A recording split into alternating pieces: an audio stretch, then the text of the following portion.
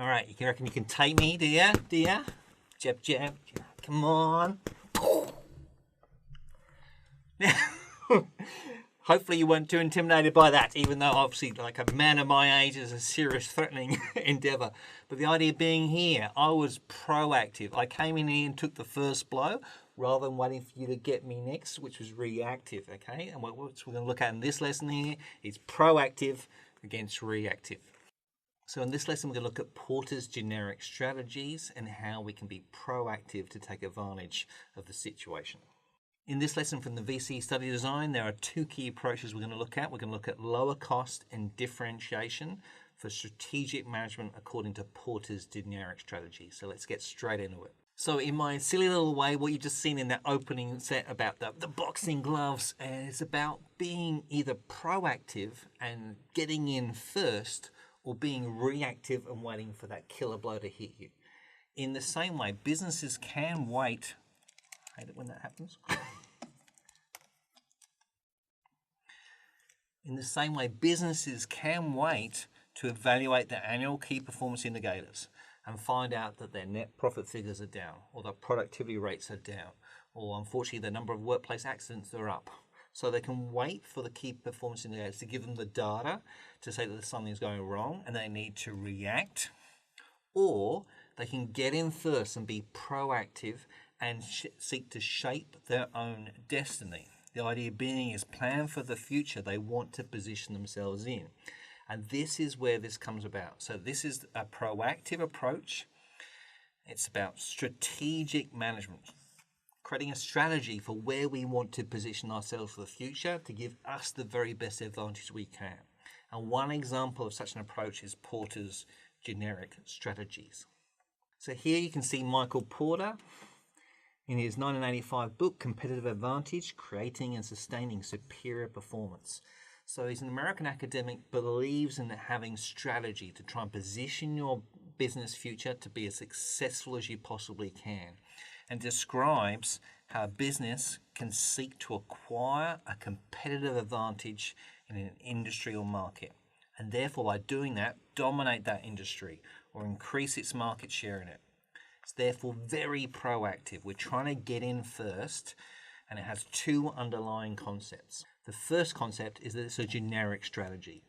The idea being that it's generic. We can apply it to any business. Any business, any industry can apply this technique. Whether we're a sole trader, public listed company, whether we're in the fast food industry, the aviation industry, manufacturing, whatever. Okay, so it's a generic strategy.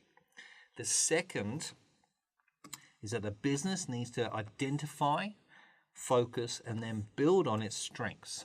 So each business has its strengths. You build on those, you focus on those, and that's what creates its competitive advantage. Now, these strengths can come in two categories, either lower cost or differentiation. And that's what we're going to look at in more detail next. Now, if you remember this slide before, okay, we have our revenue coming in here at $100. Our expenses are $40, and therefore we're creating $60 profit. Now, equally, if our competitor is creating a situation where they've got $60 profit, then we're pretty much in the same category that they are in, okay? So we're competing against them, and it's a very even market. If we want to strategically position ourselves for the future to have a competitive advantage over them, we need to be looking at a couple of things. We could be looking at increasing revenue. If we increase the revenue in whatever way we want to in a minute, sorry, I'll start again.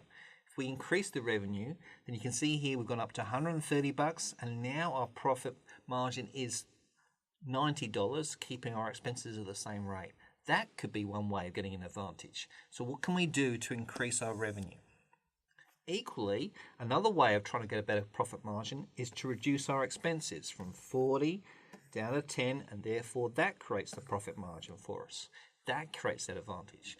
So by looking at different ways of either increasing revenue or decreasing expenses, we can create a strategic advantage for the future and therefore give us an advantage over our competitor. Now taking that along the course of the two different principles. So our first one is the lower cost strategy. This involves a business opting to become the lowest cost producer of a product in their industry. So we're going to keep our costs, our expenses as low as possibly we can. This is going to give us a competitive advantage because we can now sell our products at a cheaper, more customer attractive price than our rivals. If they're operating at a product at point A, which is $10 per unit, and we can offer it to our customers at $5 per unit, the idea being hopefully we'll attract more customers by the cheaper product. This, however, coming in at this point here, now this still hopefully allows us to maintain or increase our profit margin by having a low cost operations.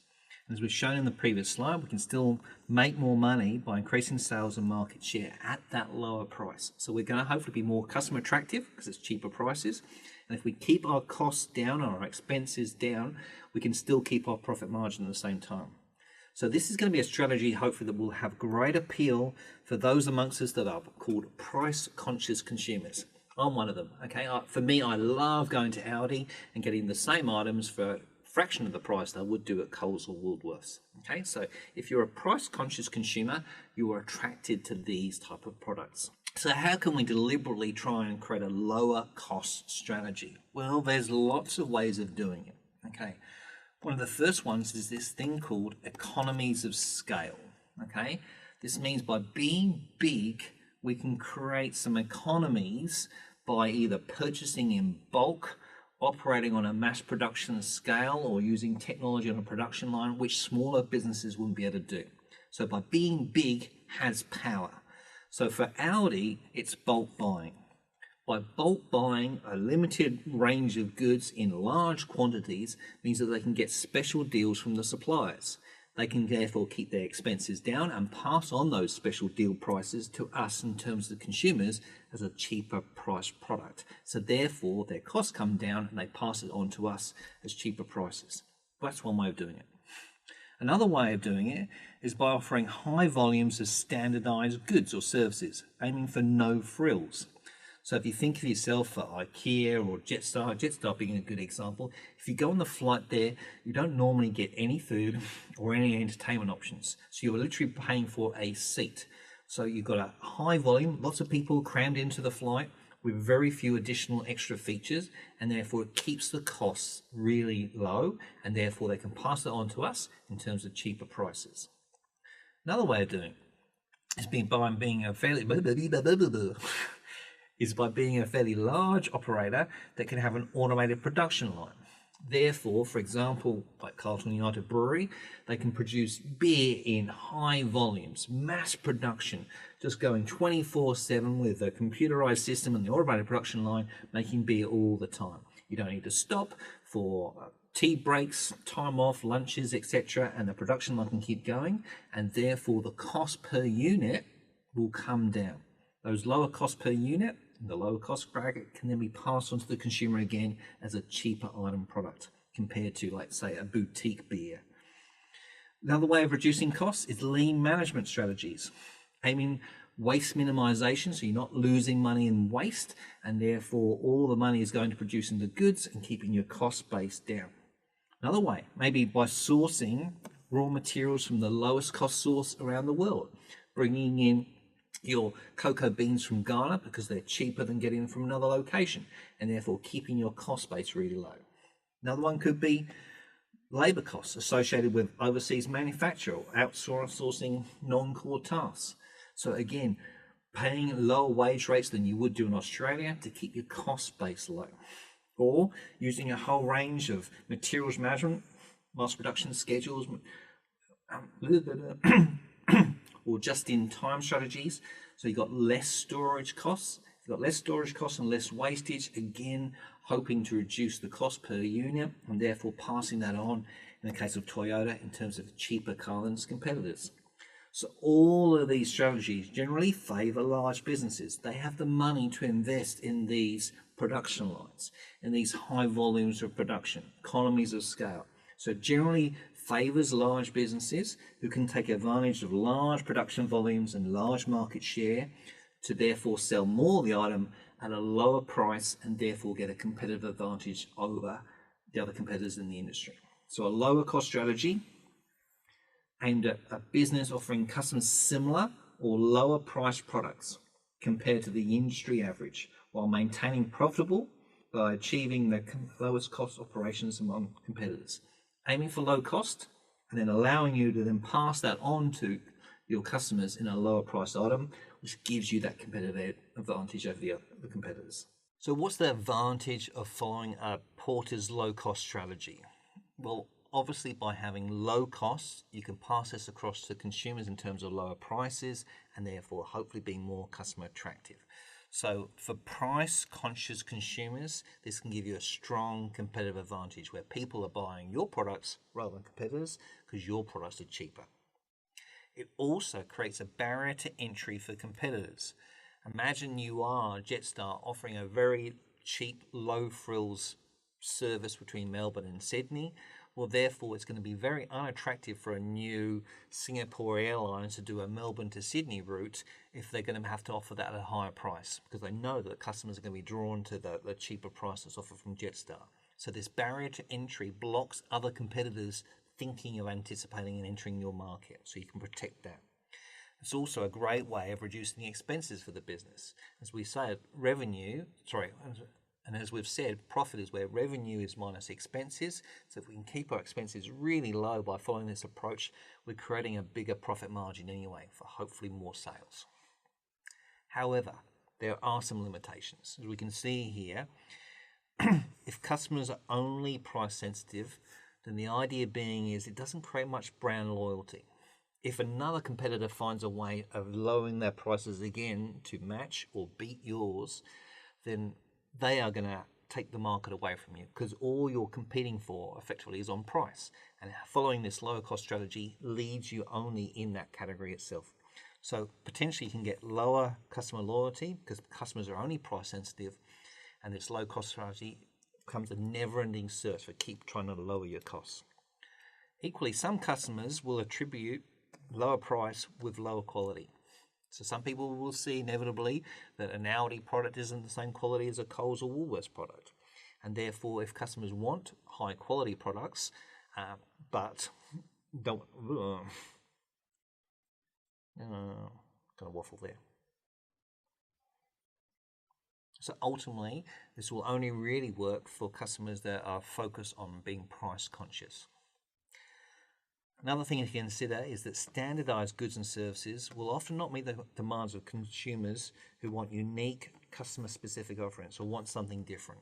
So if you're one of those customers that like having something different to everyone else, like having special features, like having certain things built into your car or a road bike or your iPad or your laptop or your computer, which other people don't have, and you like those distinct offerings, then this isn't going to meet that category because this is all about mass production of goods which have limited features, which are aiming to be price conscious all the time. Now, the second of the two Porter's strategies is Porter's differentiation strategy. Now, what this one is all about is a business deciding that their strength, we talked about strengths before, their strength is to be more innovative and creative than their competitors, and create goods and services that have a unique point of differentiation to their competitors. So you're creating a unique feature, a unique point of difference, which makes your products very different to other people's, and therefore customers are attracted to yours for those special features or the special attributes of that product. This makes the products more attractive to customers, hopefully therefore leading to increasing sales and better market share. The idea being is you are unique, you are different to the mass majority out there, and therefore customers who want that will pay for it. So how can businesses create that unique point of difference, that differentiation strategy? Well, one of the first ways is innovation. Creating something that's innovative, that's new, that's taking an existing product and adding new features or new attributes to it. So Apple's iPhone or Tesla's self-driving electric cars. So for Tesla, the idea being is that your car can self-drive, your car is autonomous, your car can do the parking meters or be summoned. All of those features are unique to that car. And if a customer wants those features, they'll be willing to pay for it. Creates that customer loyalty. Another way of doing it is through new product features. creating better durability, all-weather features, even beds on planes. So Qantas, as you may be aware, is investigating having full flat beds on their planes, and that again will create a unique point of difference to any of the other international carriers. And therefore, if you want that service, you'd be willing to pay for it and go with Qantas rather than a rival airline. Could also be other features, warranties, after-sales service, loyalty cards. If that is attributed to that product and not somebody else's, people will be willing to pay for it for those special features. Maybe it's the delivery system by which it's sold. So Louis Vuitton and their special stores that you go into that store and maybe book an appointment to that store to get the special customer service and be shown around the handbags and everything that's special about and unique about those features of customer service comes through that. Or it could be the idea being branding, that Rolls-Royce, that every single car is uniquely made to your specifications and it is made to your features, makes it very different to an average Toyota. Okay, and so therefore, some people will be willing to pay additional for that different type of approach and a different strategy. So what are the benefits from following a differentiation strategy? Well, usually you create strong brand loyalty, that people attribute those features to you, whether it's Rolls-Royce or whether it be Tesla, and that they are brand loyal to that because they want those features. So that creates you a level of security in the future. Generally, you can also charge premium pricing, as the cost is not such an important consideration. Okay, they want the features, they want those points of difference, and arguably in most cases they'll be willing to pay for it. It can work with large businesses who have the money to create that brand image, that reputation, something about the marketing that makes them unique. That can work for them. It can equally work for small businesses that can create that unique. We're making gourmet one-off items, or we're making it specially to your bespoke personal requirements. Anything like that can create a unique point of difference. So it can be working in both small and large businesses. What won't it work for though? Well, it's those price-sensitive consumers. Those ones that are attracted to the lower cost strategy won't like this one so much. So if you're not willing to pay for the additional features, then this won't be a target market you can try and attract. Equally, the problem with these unique features is sometimes they can be copied by either domestic or overseas competitors, and therefore that can destroy your competitive advantage. And arguably, if one of those special features is copyright or special property, intellectual property provisions, then it can sometimes be very hard to protect those with patents and trademarking abilities on a global sense. So it can be harder to defend your differentiation strategy if it can be copied by other people. So bringing it all together, we have our lower cost strategy where we're aiming to try and lower the cost of the item by reducing the expenses or seeking low-cost items in the supply chain, and therefore passing that on in terms of low-cost products to our consumers. Now, the idea is that we focus on being the lowest cost producer, and that gives us a competitive advantage when we can pass it on in lower prices. Works really well with price-sensitive consumers. And a good example would be Audi. Comparison to that is differentiation. You may try and take a competitive advantage by being different, having a unique point of difference to all the competitors. That gives you your competitive advantage. Again, can work really well with image-conscious consumers, people who are worried about those special features, for example, in Rolls-Royce.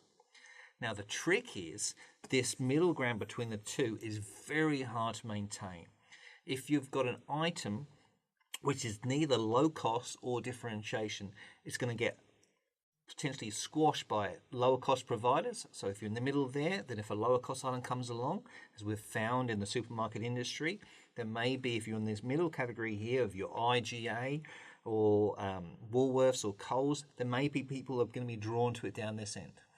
Okay. Equally, you may lose customers to the differentiation end if they're wanting the home delivery service and you don't have that feature, or if they've got special selection of your grocery items and you don't have that feature, or if you don't have special items on the product range that other supermarkets do. So it can be really hard to be in this middle category here, and so the preference is to pick one or the other. So the next question I'll ask you is where does Qantas, as an international airline, where does that sit in this category here? Well, I personally argue it sort of focuses more on this end. That idea being that it is the Australian icon carrier, is its own feature. The flying kangaroo is its own feature that makes it different to everyone else. And so some of you may want to fly with it because it's the flying kangaroo. It relates to Australia. The Australia uniqueness is one of its features. The idea being also that it's a high-end quality service being provided. And so therefore, if you want to have the lie-on beds, or if you want to fly non-stop from Perth or Darwin straight to London, it's one of the only carriers that can do that. It's again a unique point of difference. What is interesting in the airline industry is that Jetstar, which some of you will know, is an offshoot from Qantas. Okay, so was created to create this lower cost variant.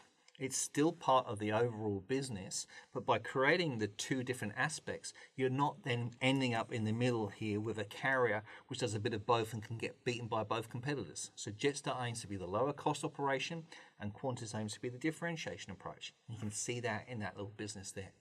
So let's apply all this with a worked example. We've got a question here to compare. Remember always, the compare question requires similarities and differences. Okay, we're going to look at the similarities and differences from differentiation and low cost. So if we see the 4 marks available, we can see that it's going to be 2 marks for the differences and 2 marks for the similarities. And again, broken in the middle here to make it easy for examiners to try and pull apart the answer. So let's work our way through this one here. The differentiation strategy encourages a business manager to decide that their strength is to be more innovative and creative than their competitors and create goods and services that have a unique point of difference to their competitors. Whereas in the low-cost strategy, a business manager decides that their strength is to become the lowest cost producer of a product. This will give them a competitive advantage that they can now sell their products at a cheaper, more customer-attractive price than their rivals, while still maintaining or increasing their profit margins and at the same time increasing sales and market share. Whilst they use different approaches, both of these strategies aim to give the business a competitive advantage. Here's our similarity over its competitors. They are both generic strategies, can be applied to any business, and therefore can be applied to any business, and both of them use a proactive rather than a reactive approach. So hopefully you can see there we've illuminated the differences, which is arguably the easier of the two options there in terms of what's different between the two strategies, but we've also covered the similarities. Both of them aim for a competitive advantage, both of them aim to be generic, can be used for any businesses, and both of them are proactive. So hopefully you can see there a well worked out full 4 marks available. Hopefully here you can see a nice summary concept map where we can see all the information put in front of us. So we've talked about in this lesson here, Porter's generic strategies, how a business can seek to obtain a competitive advantage in its industry and therefore trying to aim to dominate it.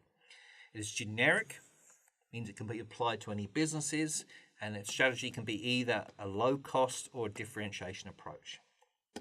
The low cost, focusing on being the low cost producer to gain a competitive advantage, or the differentiation, focusing on a unique point of difference to gain that competitive advantage. So hopefully you can see all that pulled together really nicely. We're now moving on to area study 2. So I look forward to seeing you in our next area study, implementing change. See you soon.